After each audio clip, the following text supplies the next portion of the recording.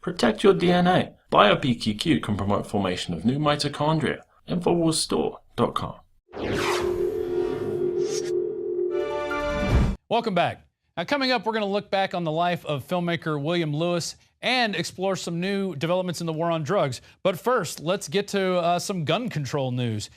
Here's the New York Times' Josh Barrow, and he actually said this on TV, massive gun grab is the only way to impact violent crime. This is what he said on MSNBC. Here's that clip. But I would also note the things that we talk about in the United States are so at the margins on this stuff that I wonder about how much they would really impact gun violence. If you did something like Australia did, where you really take away massive amounts of guns that people have, reduce the rate of gun ownership substantially in society, you could have a big impact on violent crime. But, I mean, changes with background checks will help at the margin, but I wouldn't expect that to have big impacts on the rate of violent crime in the country. Yeah, there you go. And, of course, his feelings and concepts are directly in contrast with most of the American people. In fact, this is from Steve Watson. It came out today on Infowars.com. Poll, 60% of Americans are against more gun control. A survey conducted in the wake of last week's Virginia shooting of two reporters on live TV finds that the majority of Americans do not believe stricter gun control laws would have prevented the incident. Rasmussen finds only 29% of likely voters feel that further gun control laws would have done something to prevent the shooting, while 60% of Americans, more than twice as many, said that they believe more gun control wouldn't have done anything to stop the attack. The poll also found 68% agree with Donald Trump's statement, it's not a gun problem, it's a mental problem. And that's something that we've been saying here on Infowars for a long time. The shooter in this incident was able to legally go buy a gun with a background check. The shooter in Charleston was able to go legally buy a gun with a background check. So we're seeing that background checks really aren't the answer. What we really have to look on is maybe how much medication are we prescribing these people? How many times do we have people going off the rails after taking too much of their meds or coming off their meds or just getting on their meds? There's all these red flag areas that you really have to be worried about with people using this stuff. But what does this turn to? All this gun control talk has turned really deadly, especially over the weekend. And here we have Sheriff Clarke coming on Fox News saying Obama has declared open season on cops. And this has to do with a sheriff's deputy that was killed in Houston on Friday. And here is Alex Jones analyzing the sheriff's remarks. And here's the headline at Infowars.com that says it all with the video clip of the sheriff on the news nationally. Of course, guest of this broadcast as well, now becoming really a national leader because of his articulate, educated, informed, libertarian/conservative stance. And that, of course, is Sheriff David Clarke, who I'd love to see run for president. I mean, this guy's really has it down. I've seen him get up and give hour-long speeches to groups online. I've seen the speeches, and he just really knows what he's talking about. He doesn't have notes, doesn't have a teleprompter. He's the real deal, and just everything he says makes complete sense. He's really got it. I said last December the war had been declared on the American police officer led by some high-profile people, one of them coming out of the White House, one coming out of the United States Department of Justice. And it's open season right now. There's no doubt about it. This whole movement, Black Lies, I've renamed it LIES, because it's based on a lie, the hands up, don't shoot. That's why I said this slime needs to be eradicated from American society and American culture. I need every law-abiding person in the United States of America to stand up and start pushing back against this slime, this filth. This was an assault on the American way of life, the American justice system.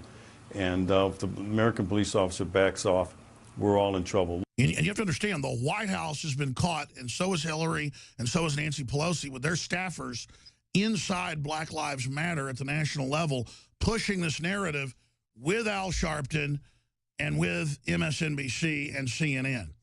So we know this is going on. I'm going to break down why this is happening in a moment, because this is the key. If you understand the mindset of these people, and if you understand why they're doing this and how they're getting away with it, then you understand everything else. You understand the culture of the socialists and the communists. You understand their worldview. You understand, most importantly, how to defeat them. Here is the headline out of ABC News 13 in Houston. Suspect arrested and charged with fatally shooting Harris County Deputy Darren Goforth. Friday and then Saturday, when we had video of the guy, the news would just say a dark-complected man. That's how politically correct this has gotten, where major universities now are banning the word man and woman, boy and girl, he or she. I have that in the news today. This is a cult takeover, but it's scientific. These are not whack jobs. These are not people that are just forcing their agenda on us. This is a planned rollout. They are so politically correct that they're going, we don't know the motive, we don't know why. It's completely obvious. Breitbart's got the report. It's up on Infowars.com. Texas deputy executed days after black radical group calls for killing cops. I mean, this is all over the place. These same groups call for people to come after Infowars, folks.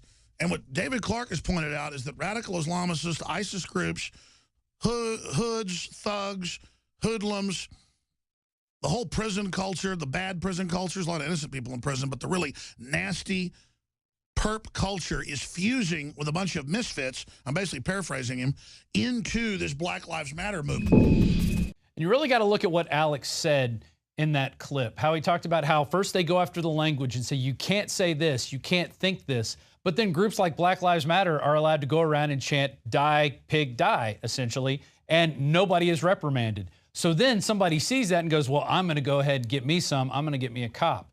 And then you have what happened in Houston over the weekend. So people really need to look at where this control of you can only say certain things, this political correctness on steroids is going, because it's not going to lead anywhere good in this country. And where it's going to lead to is a civil war between the cops and minorities, and it's not going to end up good. I can tell you that right now, so don't fall for it. Now let's look at this exclusive that just came out of Breitbart.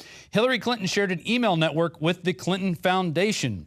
Hillary Clinton's private email server was housed at the same physical location on the same network as the email server used and operated by the Clinton Foundation, Breitbart News has exclusively learned. Records reveal that Hillary Clinton's private ClintonEmail.com server shared an IP address with her husband's, Bill Clinton's email server, PresidentClinton.com, and both servers were housed in New York at their house. The bombshell revelation raises new concerns about the possible illegality of Hillary Clinton's private email use. And now Leanne McAdoo has more on this.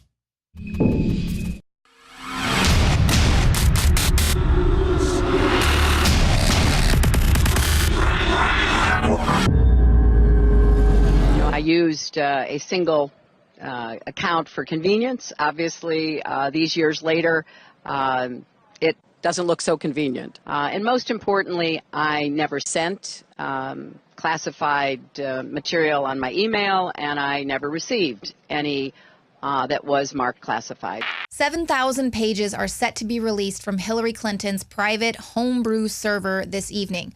Now, under intense questioning, the State Department admits that within this latest data dump of emails, about 150 of them will be upgraded to classified status. Now, the agency spokesperson stressed that the information was not marked as classified at the time, although he concedes that, some changes are going to have to be made within the intelligence community. Obviously, there is absolutely no excuse for improperly handling sensitive information. All of these emails resided on a private homebrew mail server that Clinton had set up herself. She controlled it. It was away from the prying eyes of government inspectors and Freedom of Information Act officials. And it includes the 30,000 emails that Hillary Clinton already ordered to be deleted because she said they were personal in nature.